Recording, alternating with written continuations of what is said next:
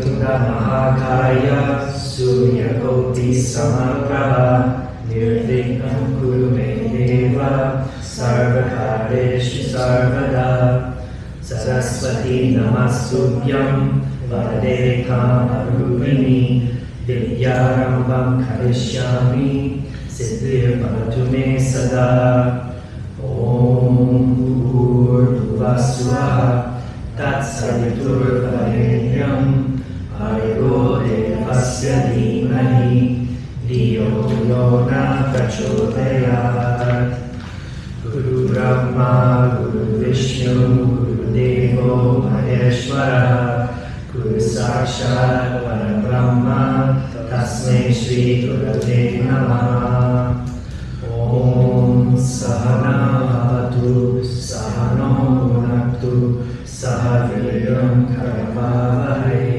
Tejasvina Vaditamastu Ma Vidvishavavahe Om Shanti Shanti Shanti.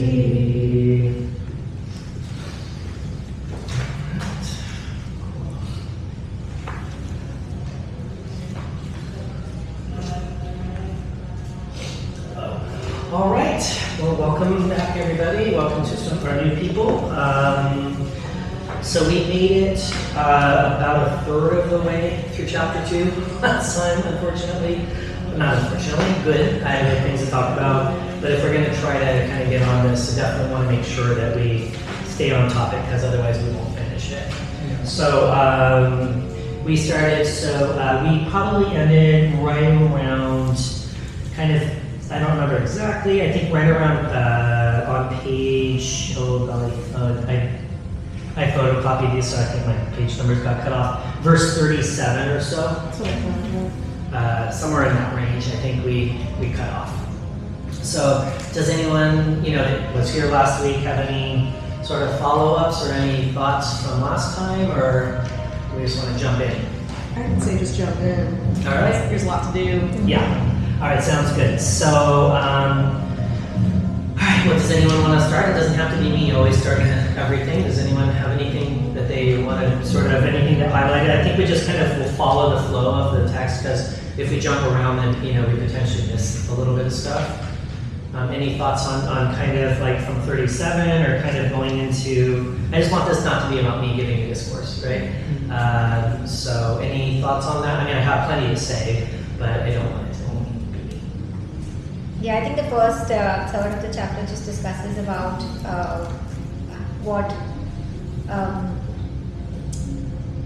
just looking at the entire philosophy of life and death, and looking at soul and how it's not destructible, and then the second half comes into how and what we can apply when we are living in this age, so that it's easier for us to not think about ourselves just as human beings, but like what actions we can take or how we need to act, right, in order to identify that inner self. Right. Anyone else? Okay.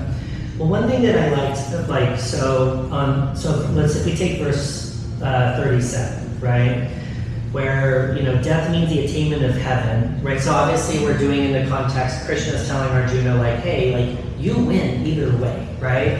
You fight the battle and you get killed, you go to heaven and you're happy, right? You fight the battle and you win the battle, you have the kingdom and you have all the riches. So you're a win-win, right, in that sense. So, I look at that also, because say, well, we're not fighting this battle like, the literal battle, now we have to start switching to us. How do you guys interpret that part in terms of in relationship to us in our lives? Like, do you have any thoughts on that? Like, how that might apply to us here and now, and outside of the context of the battlefield? I see that as long as you were doing your action resolved in your faith, essentially, it doesn't matter what the outcome is, because you did it within that intention. And that's why, like, if you're doing it dharmically, essentially, if you're doing it dharmically, then there is no loss, because you fulfill the dharma regardless. Right, and that's the whole gist of karma yoga, Yeah. right? Which we're going to Just do your dharma. transition to. Just do your dharma. That's it. So there's often also this sort of thing. So there's this interest. I was reading this book on Shaivism, Kashmiri Shaivism, which is really interesting. I think I mentioned that in the past. Where when we look at the four, what are the four goals of life, right? In traditional, in the Manusmriti, right, the traditional Hindu, it's kama, artha, dharma, moksha, right? And so a lot of times, if we think about that, there's sort of this innate push and pull between, let's say, kama and artha, right? Desire and kind of duty, or not duty, like accomplishment, right? Versus doing your dharma and then ultimately going to moksha, right? And so it's interesting in that if they're kind of looking at it as if kama and artha are sort of like the equivalent of, like, there's the path of the pleasant, right? There's the, what is it? I'm just having a brain fart on it. The shreyas and preyas, right? The pleasant and the path of the good, right? That we tend to think, well, pleasant stuff is often not good, and good stuff is not pleasant, right? But there's this concept that I thought was really interesting where it's called pratibha.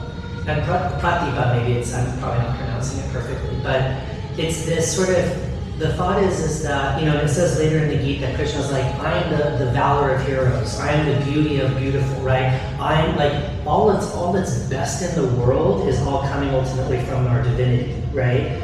So the thought is, in the Kashmiri Shaivism, kind of looking at this, is that the closer we get to God, the better we do in our worldly life, right? Because as we're doing good things, right, that starts to glow through. You become kinder, you become more amenable to things, you're gonna do better at your job, or have better, all those things, right? Better relationship with your spouse, your kids. So there's this kind of, the more we pull towards divinity, even within our life, we end up doing better, and then all the more so than in the afterlife, right, so to speak.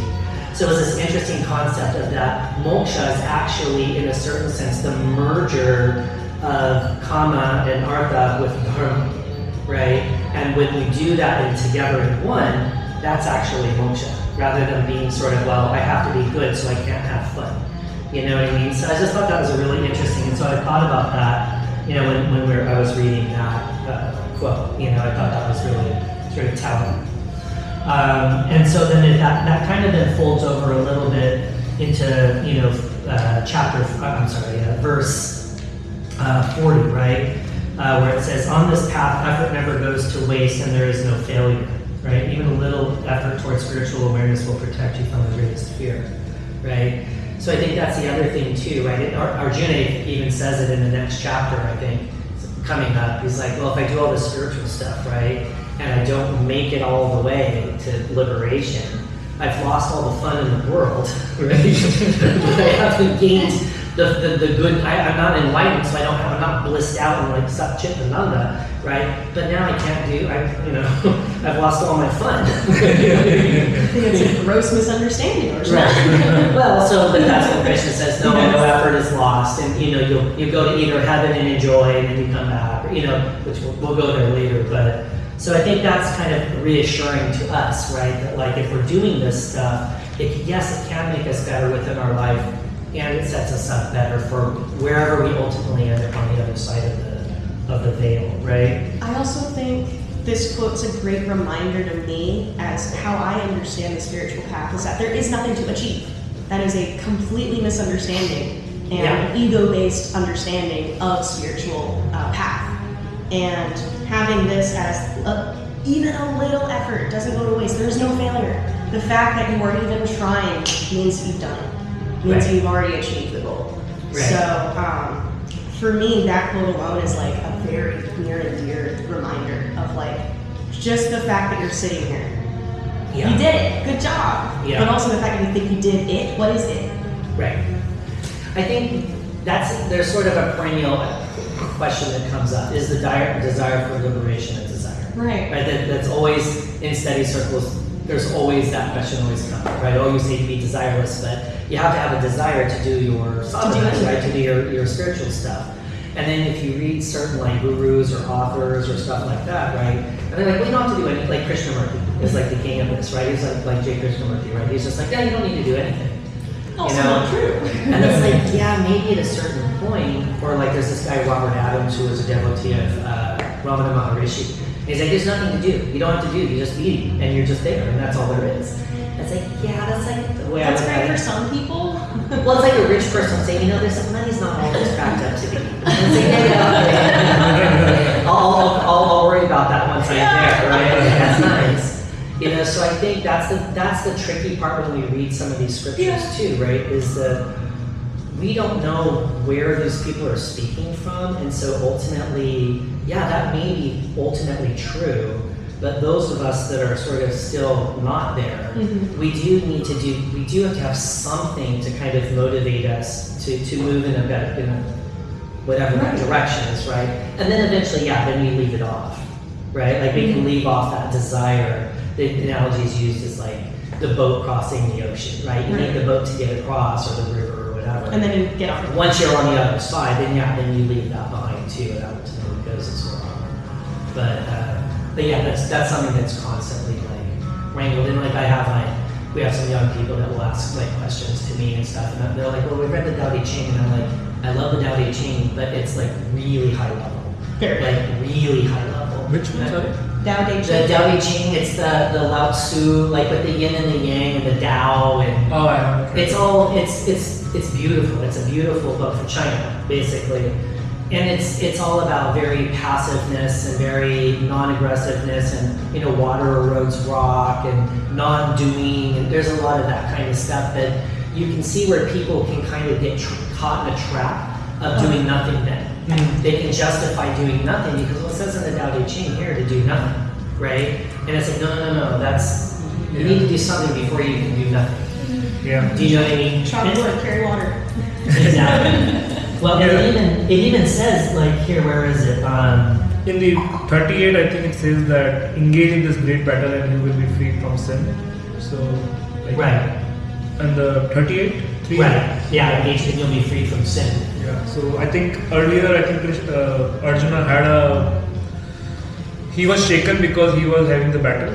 Right. And he thought that it will be sin to kill his kings, but like Krishna explained that, hey, you have to do your battle and it will not be sin, and it will actually free you from the sin. So which was like, To not do it would be a sin. yeah, do not do it. Right, there's an error of omission too. Yeah. Right? So that's, and there's actually a word through that, I guess. It's pratyavaya, where it says sin accrued through the non-performance of your enjoined acts. So you have a wife and a family and kids, and you just say, well, forget it. I want to be a swami now, and you just, you disappear. Right? You've sinned, even though you've become a swami. Yeah. Right? So, if you've left them in an inappropriate place, you've actually broken your dharma, right, as a father. So, so that's, you have to be careful. We have to be careful with that, right? All right, well, let's keep moving, because like I said, I want to make sure we hit everything. 41, it says, seek me alone, those who follow the path, resolving deep within themselves to seek me alone, attain singleness of purpose, right? So that just was and that's one of those on the paper that I'd given you guys last time, and then, it reminded me of, sort of in the Yoga Sutras, there's the, for the removal of the practice, removal of obstacles, the practice of concentration on one principle is to be done, right? It's verse 32 in the sutras. So that's why, also we need to sort of have that singleness of purpose, because it's easy to, again, there's another famous Tao Te Ching saying where it's like, my job is to stay on the main road, right? But people love to get distracted. Like, we love to take all the side roads, right? And so then in that sense, it's kind of like the analogy of like a magnifying glass where you concentrate the sun, right? You can burn the whole, versus if we're scattered all over the place with our energies, right? Then we don't have that singleness of purpose, and then we're not going to be as successful, right? So that's why sometimes, sort of releasing things that are distractions, I think, is important for us. Any thoughts on that? Is it trying to convey that, hey, whatever work you're doing, the main purpose is to attain that moksha? Like, even if you are your day work, you're helping your parents, or any work you're doing, it is you are doing with that singleness of purpose, and you're thinking that hey, whatever good deeds I'm doing is for that purpose. Is that what it's trying to say? I think it's that we like to distract ourselves with, because we're getting attached to these roles that we've taken on. So I think, if we look at it, right, there's two layers to what we're here to do, right? We have individual swadharmas, right? So your swadharma is to do what you're doing right now, that you took on that role, right? And then we have the larger dharmas, right, which is ultimately to graduate from university. So you're an engineering major or whatever, IT, so you had your particular coursework. I was a medicine major, so I had my coursework. So we have slightly different dharmas in that, but ultimately the goal is to graduate from uni, right? So I think there's those two layers, right? And that's why, and again, there's a verse that's coming up in another chapter where it says, it is better to do your duty imperfectly than to do the duty of someone else well, right? Because if you think about it, what drives your swadharma? What drives you? Why are you doing what you're doing? Why did you marry Arzu? Why are you why? Yeah. Right? Well, because you had, in a certain sense, if we look at the reincarnation, right? And if you have particular vasanas or samskaras or whatever word you like better, right? From your last birth, right? Then you have those tendencies that then your sort of atma or your jiva, right? Or your atma created this jiva that you are now in, right? With your current karmas that you're doing, you've said, okay, these are the lessons, right? What's the current karma? Just like when it's your like, oh, it's my. They don't say it's my karma. It's not agami, sanchita, and then your. I'm just having a brain fart on the word. It's your karma that, like this time where I'm like, oh, I cannot help it. It's the divine will, right? So your vasanas created your current birth situation, right? So that's why it's so important for you to work on your particular set of vasanas and your particular swadharma that's different than mine, because I have my own problems, right? That's why it's so important for you to do it, but we need to focus on our stuff and not get distracted by all the distractions that are out there, right? At least not so. And again, and then the last thing, and I'll shut up, is, there's those old jokes within this where they talk about like the last thing that you say before you die, right? That's what's going to drive your next birth, right? So the shopkeeper names his kid Rama, Krishna, Parvati, Lakshmi, and Shivji, right, or whatever. And he's on his deathbed and he looks around and he sees all of his kids and he's like, wait a minute, Shiv, Krishna, Parvati, Rama, you're all here. Who's minding the shop?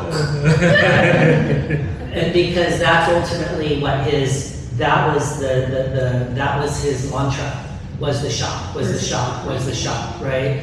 So in that sense, a lot of people argue against that and say, look, the thing that's going to be your last thought is going to be the thing that you thought about the most throughout your life, right? These little games, you can teach a parrot to say Hare Ram, Hare Ram, Hare Ram, Hare Ram, but when the cat goes, it's going to go, wah! These are the kind of the jokes that the Swamis tell, right? So anyway, so that's why that singleness of purpose is so important, right? And then if it kind of folds into that, if we go down to 44, right? Those whose minds are swept away by the pursuit of pleasure and power are incapable of following the supreme goal and will not attain samadhi, right? Because your focus is just, you're still bought into the game, right? So in that sense, you're just not going to have the same interest, right? So in that regard, it just may not be the same, right? Any thoughts on that? Good? Going? All right. So if you go to the top of the next page on 45, just a quick, we get into it later in the Gita, but did one of you guys, and I gave you on the paper, but do one of you guys want to talk about the gunas and explain the gunas and what that means? If you know it, if you don't, I'm happy to do it. I don't want to belabor it, but that way it's a good thing, it's a very important concept to know. Are those the Rajasic, Tamasic, and Rajas, Tamas, and Sattva. Sattvic?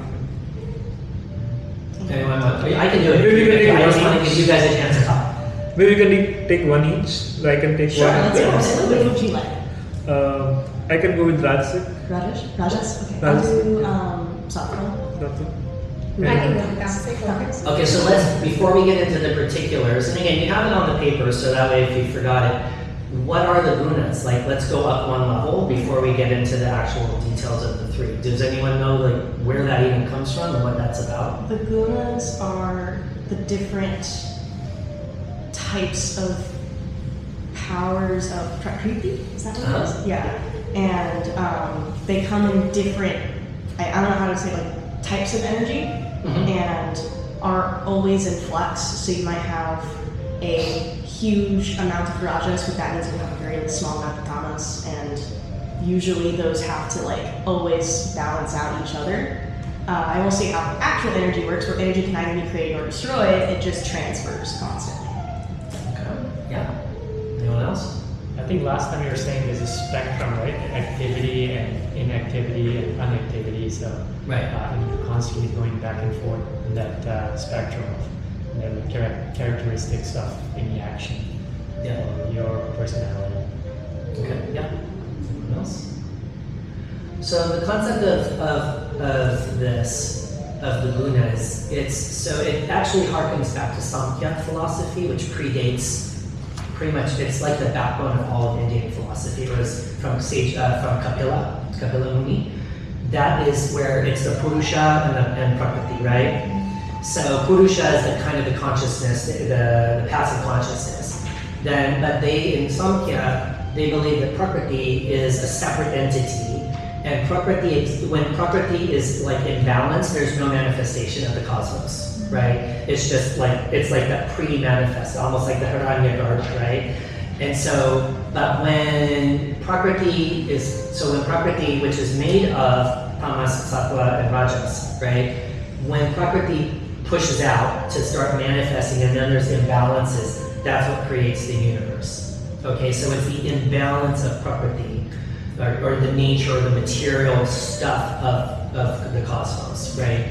And so then Vedanta, pretty much almost every Indian philosophy is pretty much adopted, and there's little versions and different sort of little subtleties that we don't need to sort of belabor, but the thought is so that Vedanta has very much adopted that model in terms of the balance in our natures, right? So that's where then those kind of come in. So they'll describe the three gunas. You should be free from the action of the gunas, right? Because ultimately the gunas are not us, right? Prakriti is not us. Everything past I am, even your mind, your thoughts, your intellect, your body, your emotions.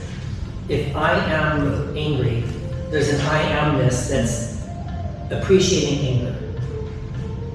That's separate from anger, because then in the next moment I am happy, right? So we identify ourselves as anger or happy or whatever because of our false understanding, our attachment to our body and our thoughts. But if you think about everything past, the only thing that's true is aham. Aham, I am, right? In Sanskrit, right? So everything that's the object is not us. Transitory state. It's something that's not us. So everything then in that sense is Prakriti. I'm not angered, but I'm angry. So there's anger manifesting within your thoughts, mind, body, whatever, but that's all made of Prakriti. You are ultimately transcendent of Prakriti. Our problem is that we identify with those things, and so that's where we get trapped. Does that make sense? It's kind of like if you're watching a good movie, and you get sucked into the movie, right? And the guy dies, or the kid dies, or, or whatever, right? Is the director, the star, the writer, the screenplay, right? And in that sense, this is all the lila, right? The play of God, right? But where we go wrong is, again, we get caught up in the drama. We get caught up in the movie. And that happens long enough, and then here we are. Does that make sense? So it's shifting from I am angry to, oh, this is the part of the story where there's anger. Right. Ideally, because you've practiced separating yourself from emotions, right? So that you can pull back. That's detachment, right? You know, we think, oh, detachment means you're a swami or you're a monk and you become a sannyasa, right? It's like, no. It's the actual sannyasa I'm is still detachment from those things. You can feel anger, but you don't become angry, right? I feel anger feelings or whatever because of whatever, right? Or I feel happy feelings or whatever, right? But you don't identify yourself as that. I have happiness, not I am. Yeah, exactly. Right. It's almost like I liken like in Spanish, right? In Spanish they kind of do that where it's like in English we'll say I am cold, whereas in Spanish they'll say tengo frío, like I have cold, right? So it actually kind of in a way in the Spanish language it kind of does that. You're not identifying yourself as that thing, right? So it's that. So anyway, so let's go quickly through the gunas. I don't remember which one you guys were each I taking. Should we start with tamas or yeah? Do you guys want? Do you want one of these sheets again, or you guys got it? Which one starts? It doesn't matter. I'll start with sattva because I'm speaking. So sattva or sattvic energy is supposed to be the highest of them. It's purity. It's that glowy, blissy feeling, and in a way it can also be a trap because you can be attached to that happiness and want to constantly be in that state, but just like every other part of this prakriti, it passes. So sattva is that purity. Yeah, it's that calm, contemplative, pure, tranquil, that stuff. Yeah. Rajasic is like associated with activity and energy, and sometimes maybe opulence and pleasure. Like so, Rajasic guna is, as you know, it's Raja means king so it comes from that etymology, and Rajasic is associated with energy, activity, and pleasures. Yeah. Good. Tamasic means ignorance, so being ignorant of being ignorant of the of either your surroundings or your own nature or whatever state you are in, and just being too lazy to even think of your own identity, your own consciousness, your own self. Yeah. So it's that darkness, it's inertia, it's darkness, it's ignorance, it's the thickest sort of veil, right, that you could have. And again, later they'll describe it as like, one is like sattvic guna is like to get rid of it, it's like smoke off of a fire. It's very easy to get rid of it. It obscures, but smoke is easy to kind of blow away. And then I can't remember what they use for rajasic, but then tamasic is like the child in the womb, right? Like it's so deep and so embedded, right? There's something in between. I just can't remember off the top of my head. But so the tamas is the darkest, densest layer of ignorance that you have. And so most of us are kind of mixes of rajas and tamas, right? And then we'll have glimpses of, you're sitting in the Bhagavad Gita study group, you're feeling very spiritual, right? And you go out on the bar and then someone cuts you off and then, right? So then you've lost it. So we're all striving to be more in a sattvic state all the time, right? Ideally. But even then we still have to transcend it. So is it like the tamas state is hard to get out from, or to Yes. move away from all the inertia? Okay.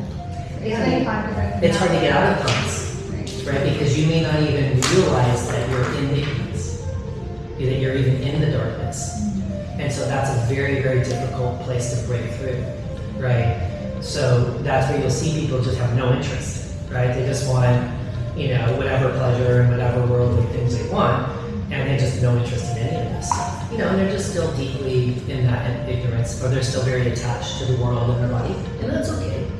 That's okay. We're here, so we're not exactly like liberated saints, so we're in no place to judge, right? We've all been there, But in theory, and that's kind of even to sort of go back, and again, I don't want to get too lost on this, as I pulled in some of those quotes from the Vedic Satsang from Shankaracharya, where he's sort of one of the highest gurus of Advaita Vedanta. He says, "Is there a man who, having somehow gained human embodiment, which is hard to get, having the masculine, meaning like the brave temperament, right, and also the complete knowledge of the scriptures, is foolish enough not to strive hard for self-realization?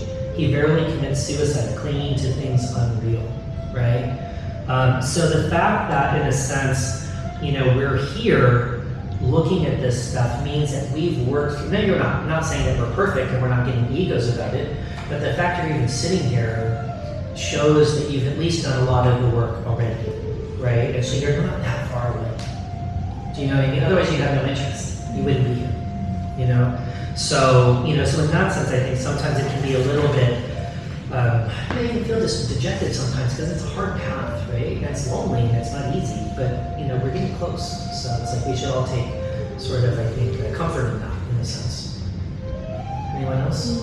I agree in a lot of what you just said. I think a lot of this chapter gives a lot of reassurance in how lonely this can be. A lot of it is seek refuge, look inward to find me, because you are going to feel like, I don't have anybody, I don't have the support, what do I do? Yeah. It's okay, just look inward, have resolve deep in yourself alone, because in times like this, you're not going to have externals. And there aren't a lot of other people in this room with us. Right. So Right. when you leave here, seek within yourself. It's already there. In the attitude of detachment. And I think it's not detachment like I don't care, like apathy. No. It's, I see it more as just like sheer acceptance. Just like, yeah, it will be what it will be. And because I have this resolution that no matter what happens, because I have this resolution of faith, it doesn't matter what I do, because that is what will have to happen. And it may be rough, it may be painful, but that's okay, because if I'm doing the detachment, even with the pain and the suffering that may come from it, that's okay too. Detachment, super great, practice that. Yeah. It's easier said than done. Easier said than done. Yeah. But I think also, that's, you probably, again, being of Indian origin, you probably know, like, Tvameva Mata Chapita Tvameva Bandusha Saka Tvameva Tvameva Vidya Dravidam Tvameva Sarvam Mama Deva Deva, right? It's your mother, your father, your friend, your everything, right? And I think there's a lot of that, right? Because when you're a sadhaka and you're on this path, unless you're in an ashram or you're with all these other people, right, it can't be tough, right? You're hearing an awesome, that's part of the reason we started this thing. It was like, we need kinship, right? Because it can be lonely, So, okay. Anything else before we keep moving? I like the end of verse 50 of, therefore devote yourself to the disciplines of yoga, for yoga is skill in action. I just like that phrase. Yeah. And How do you interpret that? Skill in action. So I think there's two things, right? There's the two kind of, again, there's two definitions of yoga that is often, so that it's kind of nice because, again, there's all the hatha yogis, right, that will constantly interpret with the Yoga Sutras, right? Where in the Yoga Sutras, so there's the end of 48, it says yoga is perfect evenness of mind, right? And so yoga's chitta vritti nirodha, right? It says basically yoga is cessation of the movements, the vrittis, the movements of the mind. And then yoga is skill in action. So, there's these two there's all these definitions of yoga throughout all of this, right? So I think in that sense, my feeling, before I talk about any ideas, any thoughts? No one told us. So let's say some XYZ person is doing a good thing and you don't relate to that. Whatever they are doing is their own business. So that's how you should view your own actions too. That whatever you're doing is none of I mean, you're just doing it because you have to do it. Right. And that skill is, it's like, if that is an action, being equanimous, Yeah. Yeah, equanimous. and just having that. It's all about like attachment, being attached to whatever the fruits of the action is, or just doing it. And on the detachment, I feel a lot of time it can go to that ignorance or that not doing anything. Right. So detachment should not be seen that hey, we are detaching and will not do anything, because it's. So we have to be very careful in interpretation that hey, it is detachment from the fruit of the work, But not the work. but not from the work, and you have to still work and yeah. Yeah. So I think so in that sense, going backwards a little bit, kind of folds in, right? So at 47, they start talking about karma yoga, right? And so 47, and this is again like my notable quotables, right? Where it says, "You have the right to work, but never to the fruit of work. You should never engage in action for the sake of reward." And then this is kind of folds back to what we were talking about earlier about misusing this philosophy to do nothing. Inaction. Nor should you long for inaction, Yeah. right? So, and then if we kind of skip ahead, and then that will kind of fold into that. If you look at 49, those who are motivated only by desire for the fruit of actions are miserable, for they're constantly anxious about the results of what they do. Right? So if I'm constantly thinking about the results, then I'm not going to be able to do the job I'm here to do as well. I Right? think with the analogy of like pulling an arrow and trying to aim, and if I'm overthinking it, then I'm not aiming Right. true. Right. Because oh my gosh, if I don't win this contest, then my parents are going to kill me because they spent all this money to teach me archery, or this, or this, or this, or if I don't get the job, then I'm not going to be able to do this. So you're not going to be fully present to do the actual action. And so it's going to be a vicious circle. You're going to end up not performing as well as you would have done had you just let go of the fruits. Right? Right. So that's what I think, in my mind, the yoga is skill in action, is that because you've released, right, you get to that sort of, that detached place where, okay, I'm just the doer. I'm not the doer, I'm just the instrument, so to speak. And what happens, right?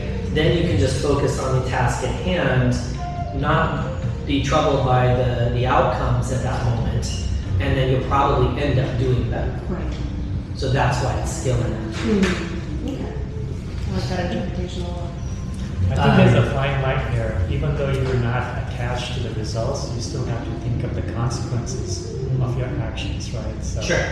So it cannot be just I'm going with the flow and doing whatever is happening. You still have to say, hey, if I do this, what happens? But you cannot be selfish about, hey, I'm doing this to get money or whatever. Right. No, absolutely. Yeah, and there's a concept that it's the prasada buddhi, right? So prasad, right, is sort of the gift of God, right? So you have that mentality that the outcome is the gift of God. You did the action, whatever was the fruit is the prasad of God, in that sense. And so then in that sense you can kind of release it. And on this one, I think I feel that when you're saying that you have to be conscious about your action, that obviously you're not attached to the fruit, but you should always have the consequence in mind. I feel that ties back to the dharmic karma, like your deed should be dharmic, so that whatever action you're taking is not, obviously you're not attached to the fruit, but your action should be dharmic and not have a bad consequences. Be conscious of it. Be conscious of it, yeah. But But like sometimes it happens even after the best of your ability, the best of what you could do. The end result is not what you expect. And if that end result is not what you expect, you should just think of it as, it's an Indian philosophy that maybe whatever thing happened, it's just what was manifested in the past, in your previous life. Right. And whatever Prarabdha, happened. that was the word I was looking for. Your prarabdha. Yeah.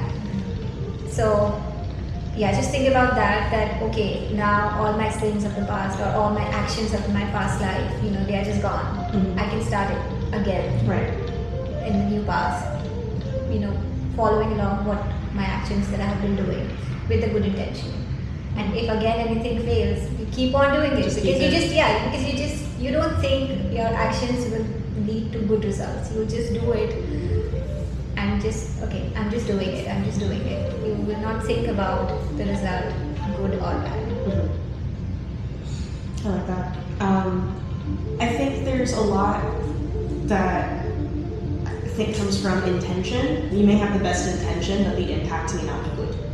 And I think when it comes to that, all you can do is your best approximation of what is the most dharmic thing in this moment until you probably are given more information and you use discernment, intellect to be able to refine.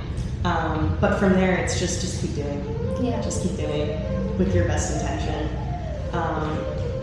Yeah. All right. Well, Yeah. I see that. Yeah, I mean, it doesn't mean that we do nothing. Right. It doesn't mean that we use it to justify doing things that we know are not the right thing to do, right? Or that we don't have to. You have to have desires, right? I mean, that's what, again, I don't even remember because it all just becomes a big blob in my brain, right? Krishna's like, I don't like Krishna and I still have to do work. Yes.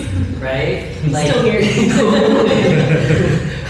I still work and I don't have the to. chariot too. Right? So in that sense, it's not saying that you become this just amorphous blob of nothingness. We still are going to have our various things that we're going to need to do in our individual lives. But at a certain point, I think it's an appreciation that maybe if things are meant to be or not meant to be, that that maybe it wasn't the way that your karma or whatever was driving you to go, right? And I think that's the concept of surrender, right? That's often hard for us to do, especially in the West, right? Where we're like, we don't want to surrender our will, but if life keeps closing the doors on you, right, then maybe it's like, okay, you know what? Maybe despite my best intention, this isn't what I'm supposed to be doing, And so now I have to sort of release that and then recalibrate, use my intellect, and then adjust, in whatever way that is. But it's not like I'm just going to keep pushing and pushing. I feel like that's blind. That feels like blind faith to me, and that seems like just keep doing the same thing over and over and over again. I think can also be a trap. And so I agree with you. Like you need to use your intellect. You can't just Absolutely. only blindly go in like this will all work out for the best. Yeah. No, but that's that discrimination Right. that comes in. It's like, and then being able to step out of it and sort of look at it objectively and say, look, this doesn't seem to be the way things are meant to be, or whatever, and then okay, well then go that way.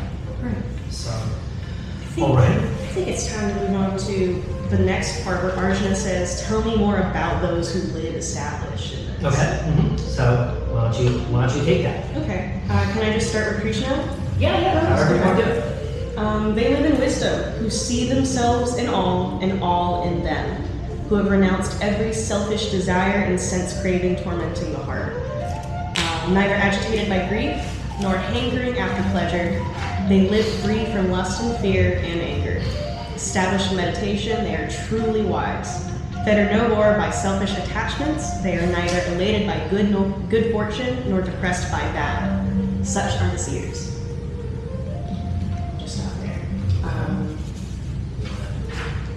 What is your take on that?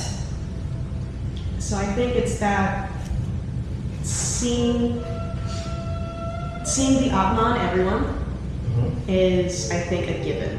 Just those who constantly have that perspective gives you a perspective in which a lot of this is easier to do.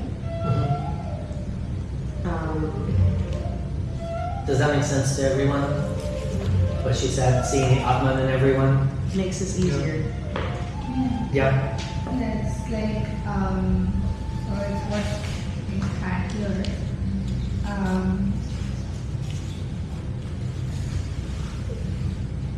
So it's like, there's a bit of me and there's a bit of you, and it's both the same. Mm-hmm. So that's what it's trying to tell. That's what I understood. So Mm. if it's both the same, then that's what seeing the Atman opposite person means. So it's the same as me. It's not much different. Right. Its path is different, its choices are different, but it's still the same. And I think that's what it asks me to recognize. Right. And I'm like, No, that's ultimately what the goal is, right? Is to keep that sort of that point of view in your mind, right? Like in your consciousness when we're dealing with life, right? Is if we got to the point where we purified ourselves and we could have control of our mind enough to see that, right? That the Atman, the above, right? That I see you're the Atman, you're the Atman, you're the Atman, you're the, I'm the Atman, that animal's the Atman, this is the Atman, that bug is the Atman, right? Everything is that. Then how am I going to want to do injury to anything? But Arjuna still has to fight the war, injure whoever is fighting. Right. He still has to do it because it's his dharma to do that. Right, because he has to play the role. Right? But it's the Atman killing the Atman. Right. I mean, well, not the Atman, right? It's a Jiva killing a Jiva. Yeah. Right? A player in the movie killing a player in the movie. But ultimately they're like the same Atman, right? Yeah, it's like video game characters, just killing each other. The player is still there. In a certain sense, right? So yeah, I mean, so keeping that point of view, that's then, in theory, that would be the basis of compassion and wanting to do service and all of these other good things, because ultimately what's happening to you is the highest order happening to me, right? And that, I think, is really the basis of karma, right? Because if I punch you, right, I'm punching myself, right? I mean, like, universally, like in the big picture, right? So then, in a certain sense, then energetically, right, I have to get punched in the face because you are me, right? So that's why, but that's also, so then you can look at that, and that's kind of the tricky balance, right? Because then you can, on the one hand, we want to have compassion for all the things that are happening in the world, but then people can get really overwhelmed by that or really worked up emotionally and all that. And this is what I was saying kind of last time too. And again, people don't always like to hear this, but if you really look at it from that bigger picture, like with all this stuff going on in the world and all the injustices and all the terrible things and blah, blah, blah, blah, people get very emotional and freaked out over it all, right? And it's like, yes, we want to have compassion for them on the one hand, but on the other hand, if you pull out a little further, if you believe in karma, the oppressors were the oppressed. The oppressed were the oppressors. The killers were the killed, right? The killed were the killers. So when you look at, so this is why you say, well, how can these saints and sages sort of be so detached and removed from all of the injustices of the world? And it's like, well, they're pulled back so high. They're looking way down on everything, right? And saying, well, look, this is why Krishna's not bothered by killing these people. It's like, they're already dead, right? I've already killed them, Arjuna. You're just basically you're just the instrument of this, right? That's why Krishna's not bumming out about killing the Kauravas, right? Because he has that point of view of that, right? But it's Arjuna who's down here and seeing the tragedy of it all on killing my race and my teachers and all that, right? So where do we find that balance is the tricky part, right? Yes, we want to be compassionate, but there's also a certain level of that higher view too. I like that the next verse talks about a tortoise drawing in its limbs. As a wise can draw on their senses at will. Also, this past week I had saved 2 tortoises off the side of the road who were in their shells, afraid to move because they were stuck in the middle of the road on 2-lane highway. And my first thought is, well, no one is going to stop for this poor little guy, and if that is me, I want somebody to stop and to gently, not only just take me to the side of the road, but drive to the nearest part where there's water access and put the turtle back into the water. Yeah, that's nice. And that poor little turtle was very dry and was so happy to run into the water. So that type of perspective helps you do those little things. Yeah. Because that tortoise is the Atman. But it is also the Atman. Yeah. No, that's great. Yeah, and again, this is another one of those pull-ins that I, had given the paper with from the Yoga Sutras, right? Is that tortoise? So that's Pratyaha, right? Or Uparati in Vedanta. So the 5th limb of the Ashtanga Yoga, right, in the Yoga Sutras is Pratyahara. And it's and the quote is from, that's why I gave the paper, right? I don't remember, I don't think I have the exact translation here because I just wrote it out, but it's, it's as it were, the imitation by the senses of the mind by withdrawing or limitation of the senses of the mind by withdrawing them from their respective objects. They're the highest mastery over the sense organs, by Pratyahara, right? So that's the last stop in a certain sense before you start going into concentration, so dharana, dhyan, samadhi, right? And that sort Letting of go of the senses. yeah, the withdrawing of the senses, right? Because if you're sitting there and you're just tossed and turned by so much, how are you going to be able to concentrate in meditation? It's just not going to happen. All you're going to do is sit there and you're just going to be thinking about your job, your this, it's just useless. You're not going to get much out of it, right? All right. Anything else on all of that? So I didn't quite follow your example when you said that if you see the Atman in everybody, then, for example, what you said is like punching someone, and you wouldn't punch someone, but you're not punching the Atman, you're punching the Jiva, right? Mm-hmm. So the same thing, like he's telling, Krishna is telling Arjuna to go ahead and fight into not killing the Atman. So that's why I didn't. So if I see the Atman in everybody, that doesn't prevent me from punching someone because I'm not punching the Atman. So that's why I didn't quite follow the example that you gave. Because I think what it boils down to is your sort of, it's all about how you're looking at everything, right? The only thing that changes is perspective. This whole game is just changing perspectives, right? So, in the sense that Krishna is telling Arjuna to kill the Kauravas, and Arjuna is distressed because Arjuna is still identifying himself with his body, mind, intellect, and he's still identifying those guys as body, mind, intellect. Whereas Krishna, because he's looking at it from a higher perspective and realizing that these are all just, in a sense, actors playing in a role, right? So this is why, this is the inherent push and pull, right?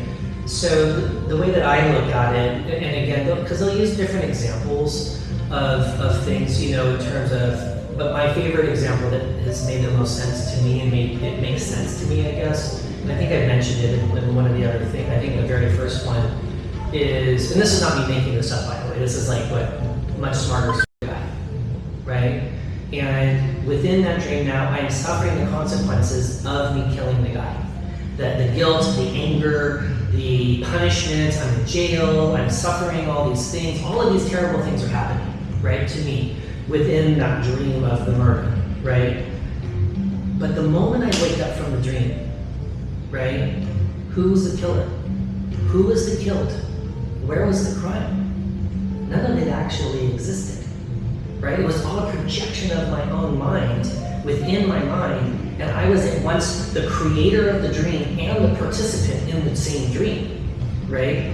And so while I was in the dream, I was suffering the consequences, the karma, if you will, of the consequences of my action within that plane of consciousness, right?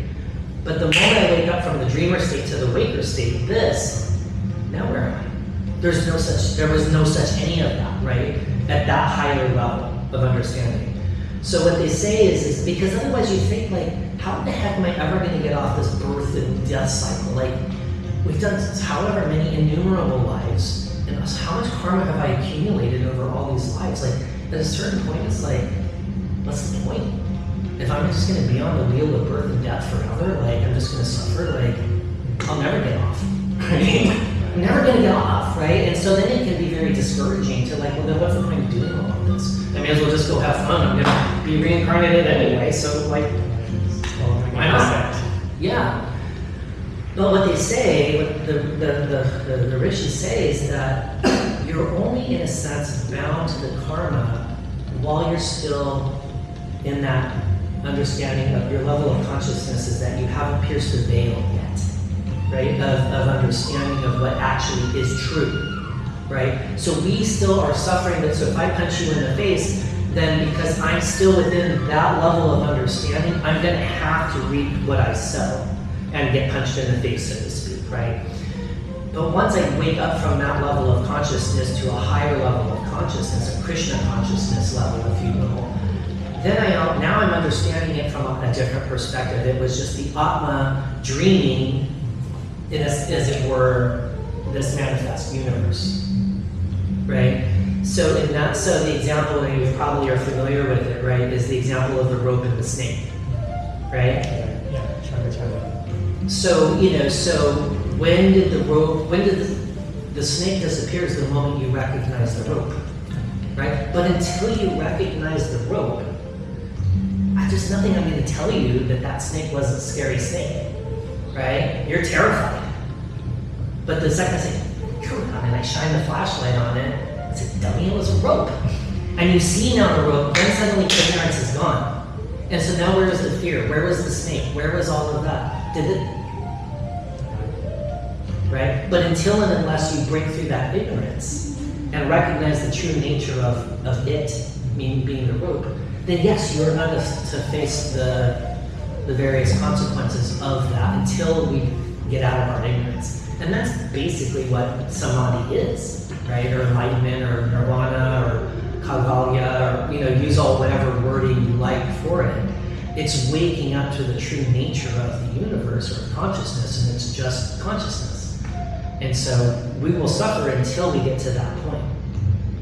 And most of the time, in that perspective, you would know I have no reason to punch you. And if you punch me, I understand you're doing that out of your own ignorance.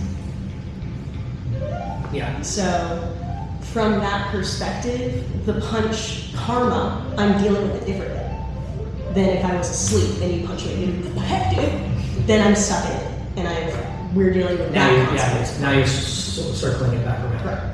Right? So that's why, I think we talked about this a little bit in that first session, and I don't remember if it was you or there was another guy that was sitting there kind of were alluding to this, where this could be sort of misinterpreted or abused, right? Oh, well, then you can just justify doing bad things, right? And it's like, no, because if you're at that level of understanding and consciousness, because you see everyone as the Atma, as yourself essentially, you're not going to do that. Right? Because it's the nature of that you're gonna have compassion because it's your very self. And so in that sense, you're not gonna, they don't tend to, if they're misbehaving, it's because they're not who they say they are. These saints and sages or these gurus or these swamis, if they're, doing naughty things, it's probably because they're putting on more of a show than, they're playing a role and maybe aren't as high in terms of their actual understanding compared to what they claim. I'm not sure if that answers that kind of. No, I think that helps. It's hard, right? Like, and again, no one's saying like that we're justifying doing misbehaviors, right? That's not it at all, right? It's just a matter of where are we in our level of understanding. And so again, that's sort of the danger, because we sit here and we'll read one book that could be geared for people at a very, very high level of understanding, and then we have other books that are going to be at a more beginner level, so to speak, of understanding. But we don't know the difference. These things were written so long ago. It'd be like the equivalent of we put a bunch of, again, I use math as an analogy a lot. Let's say you have a bunch of random math books from elementary to, high calculus or whatever, right? And you put it in some box and it's all mixed up in no particular order, and then you put it away for it in a time capsule for 500,000 years. And then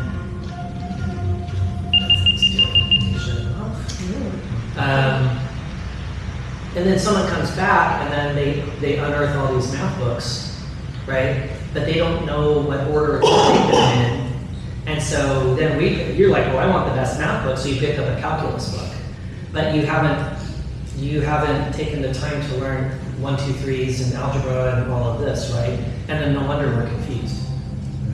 Do you know what I mean? Right. So I think the scriptures are unfortunately a little bit like that. Like we don't have the discernment to know which one's the really hard, high level ones, and which ones are a little bit more of the easy ones that are more geared for us and are still a little more in the thick of things, right?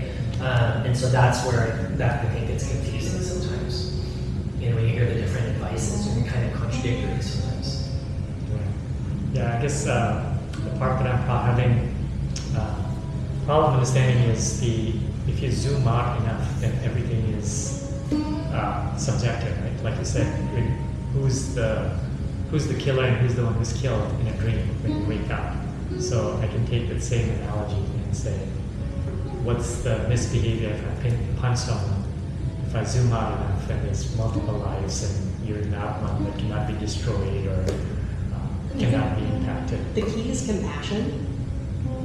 when you have that perspective and you also understand it is all me, it is all us, why would I punish myself? Sure. When I have that alongside the pull-out, it balances really well. Yes. I think it's only you know where you're at truly. Right. You can fool people, but if you're not truly there, then yeah, you're self deluded, right? If you're sitting there and you're acting like that we're this or that, and then we're still doing these behaviors, then that's we're being a hypocrite, right? And so you're not going to get away with it, because it's one thing to understand this philosophically; it's a very different thing to embody it. Right? So we're all talking from the level of myself very much included, right? It's all at the level of the intellect. Now it's just a matter of how do we get it to seep down from the level of the intellect into the embodiment aspect of things. And that's something that takes time. Right? So yeah, no one's justifying anything. But again, only that's why, because otherwise then how can Krishna justify doing what he's doing? Right? I mean, think about that. Like, he's telling them to go to war, he's telling them to kill all these people, and then even worse, think about how controversial Krishna is. Think about when he was a little boy, he's stealing the gopis' saris, and they're all sitting there shivering naked, right? And he's having a good old time because he's making them one by one get out of the river nude, right? Before he give them back their clothes, right? People go, oh my God, he's scandalous, right? He's doing this mishmash, right?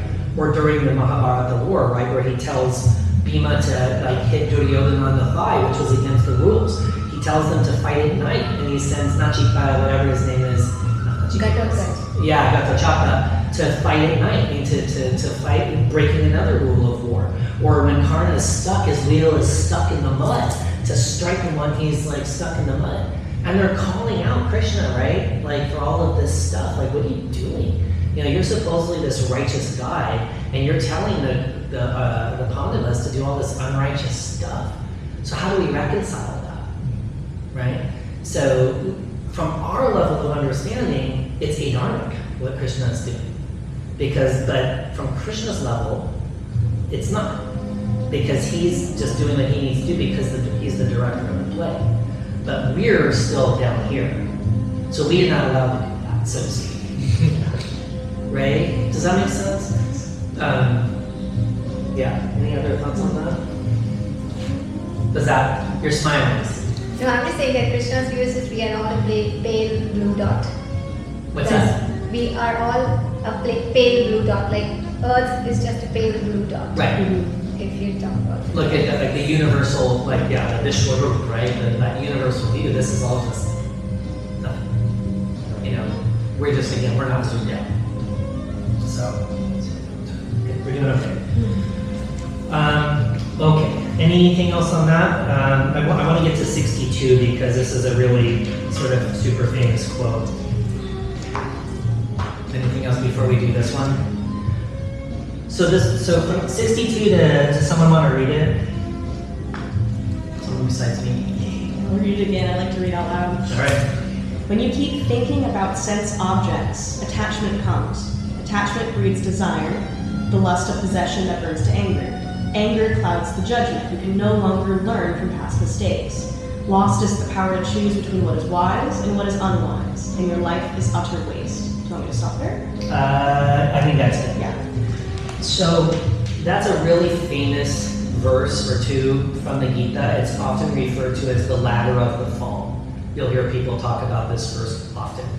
I personally so I'm going to read a counter quote and see if this sounds familiar. Fear is the path to the dark side. Fear leads to anger. Anger leads to hate. Hate leads to suffering. Who knows who said that? Is that Star Wars Obi-Wan? That's Yoda. It's Yoda, there you go. Right? So, it's almost lifted right out of the Bhagavad Gita, in that sense. So this is, I think, a very important quote because it kind of tells us because again, how often do we think about this, right? We know better, we know things, and again, Arjuna will talk about it. We know the right things to do, but often we don't do it. Why is it that we don't know? Even when we know, why do we still not do it sometimes? happiness, right? And that's the devil and the angel kind of on each of our shoulders, that push and pull, right? So this is sort of, in a certain sense, they're kind of within the Gita, why we misbehave. Why do we get to anger? Because, you know, it's that sort of that dominoing effect, right? Attachment makes desire, right? Then possession, and then if someone thwarts that, then I get angry, right? I get angry, then I like lose my sort of higher like thought process, right? And then in a moment, then I do dumb things, right? And then that can then have consequences, right? And so then everything can be lost, right? Look at the Coldplay concert. Yeah, and I think this is. And I think this is the answer. $500 billion Coldplay tickets. And this is the answer to like what question you were asking, that is it okay to think that punch is okay because we are looking at the Atma and we are not, you know, this is just a play. I think this is very good because the lost is the power to choose between the wise and the unwise. So I think you will only punch, or you will only take those, you will only do those bad deeds if you are have that attachment and have the, which is then breeding the desire and then bringing the anger and then losing your power to choose what is wise and unwise. Yeah. Intellect part issue is not. Yeah.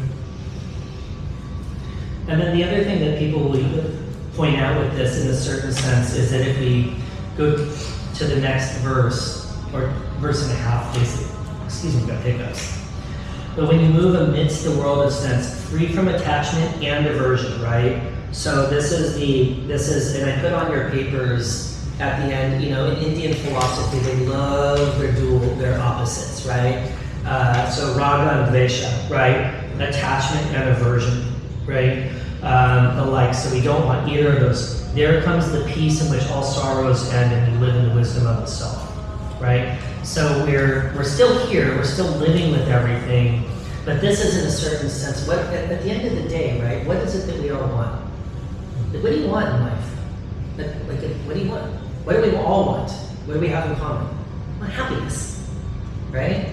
That's it. That's all we want, right? It's just a matter of you define happiness one way, and me this way, and another and another. We all have different definitions of how we're ultimately thinking we're going to get there, right?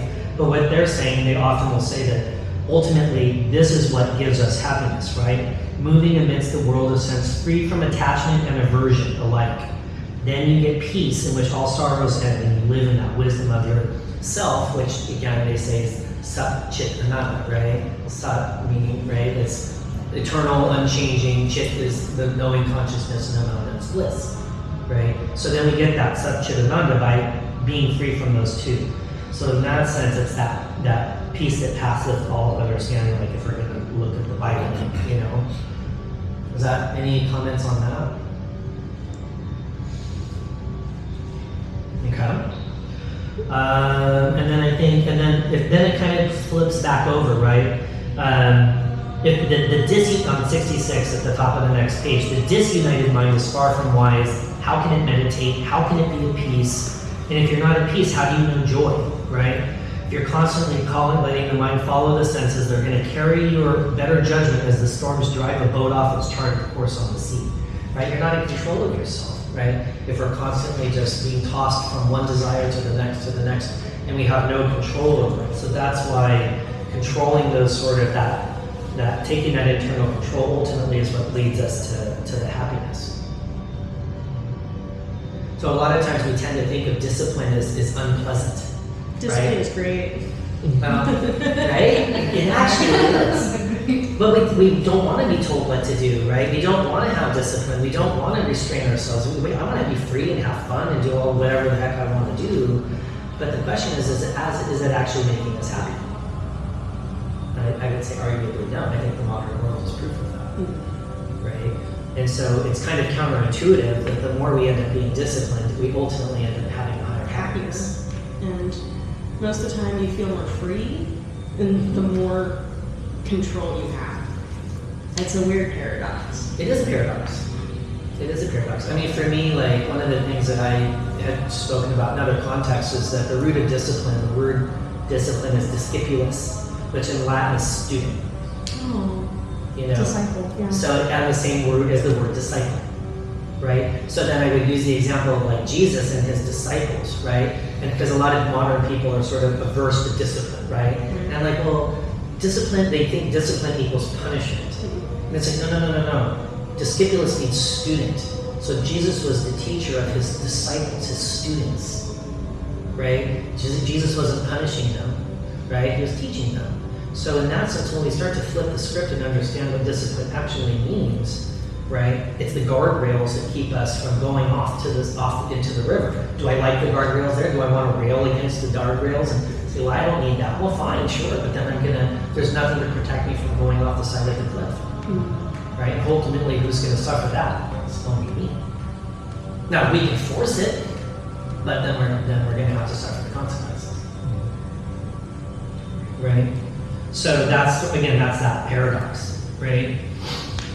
I also think people connect discipline a lot to the concept of motivation, and because they don't have motivation, they think, well, I can't have any discipline. Yeah. When I find motivation is such a fluctuating thing, just like any other of the gunas, like some days you really feel like, yeah, I could do this, I'm full of rajas, I could do this, and some days you're like, I'm tamanasic, and I don't want to do anything, and I don't feel like it.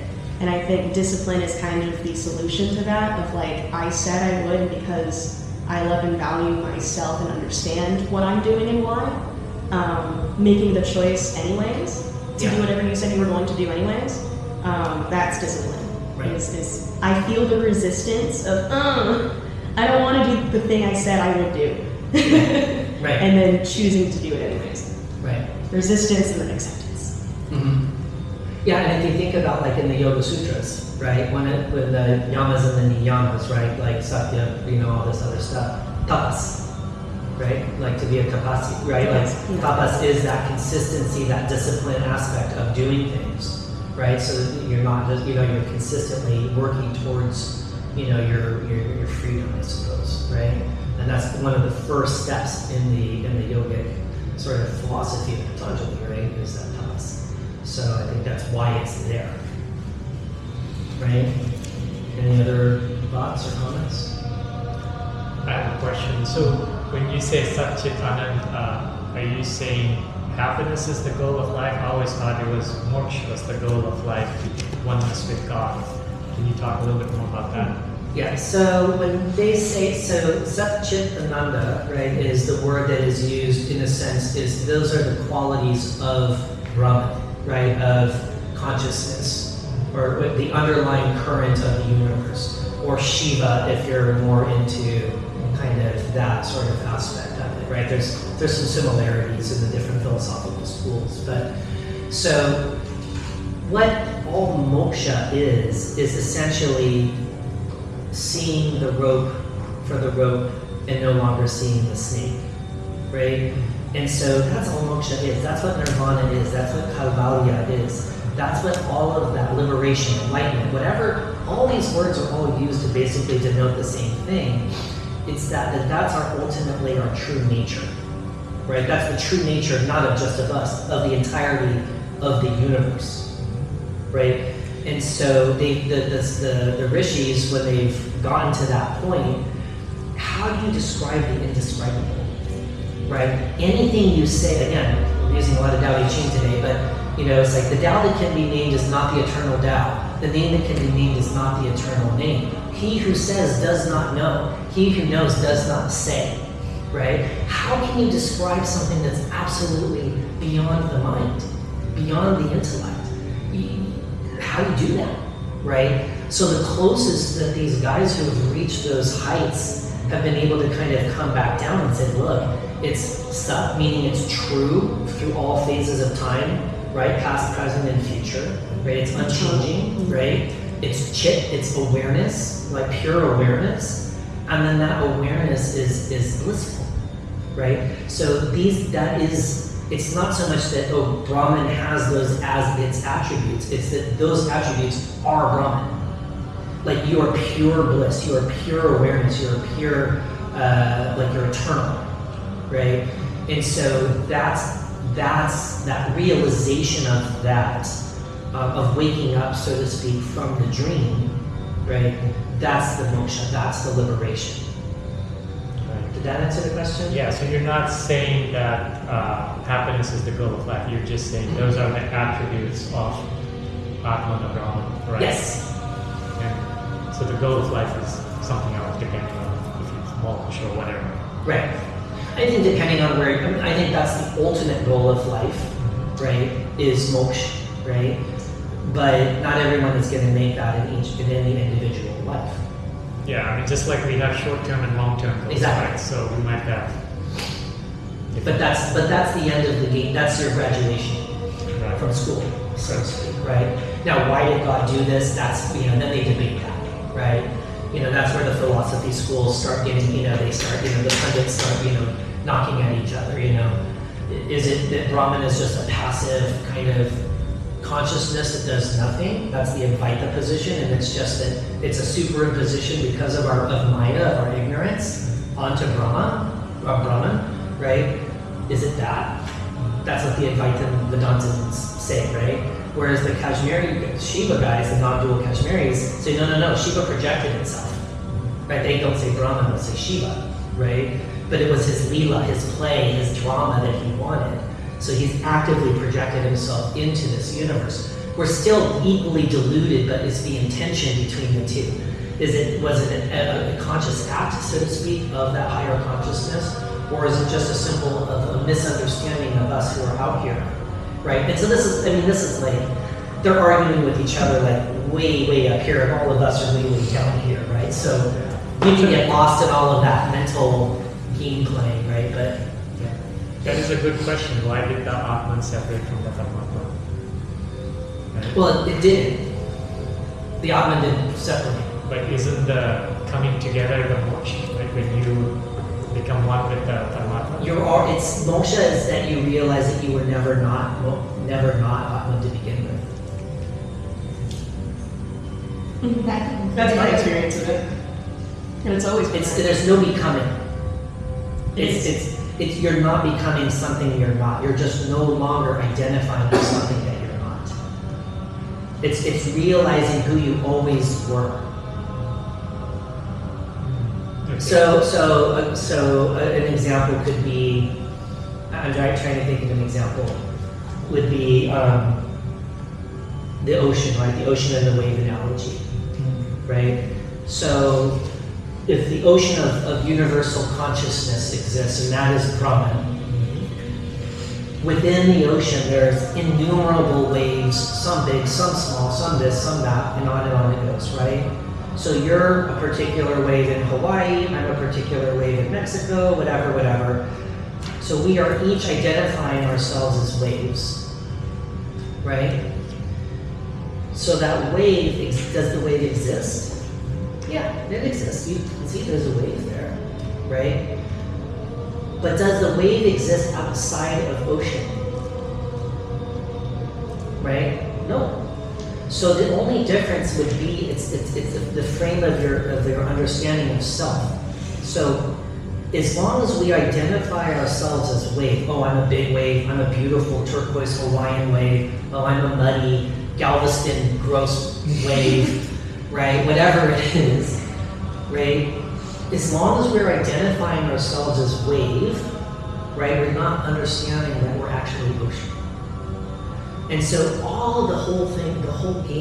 whole game is literally shifting our understanding of ourselves from not identifying ourselves as a wave to identifying ourselves as ocean.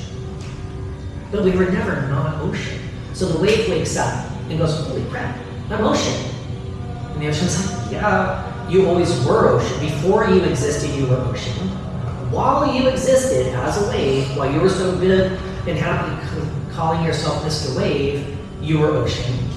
And then after the wave breaks, you're ocean, right? So that's Sat. That's always existing, right? Pre-manifestation, during manifestation, and after manifestation.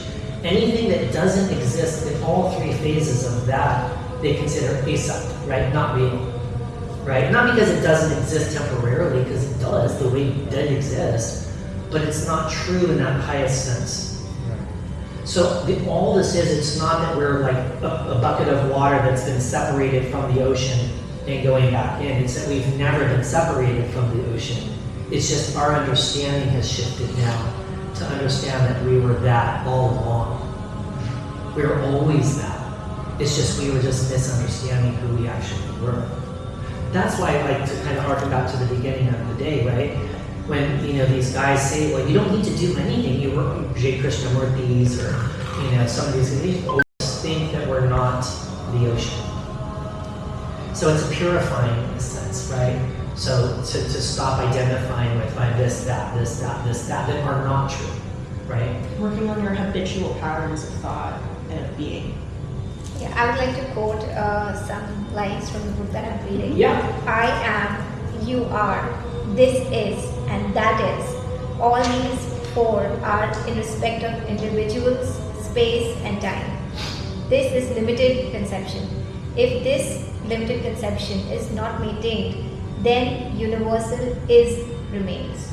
When a striver is established in this universal is, he becomes completely free from the sense of I and mine. Yeah. So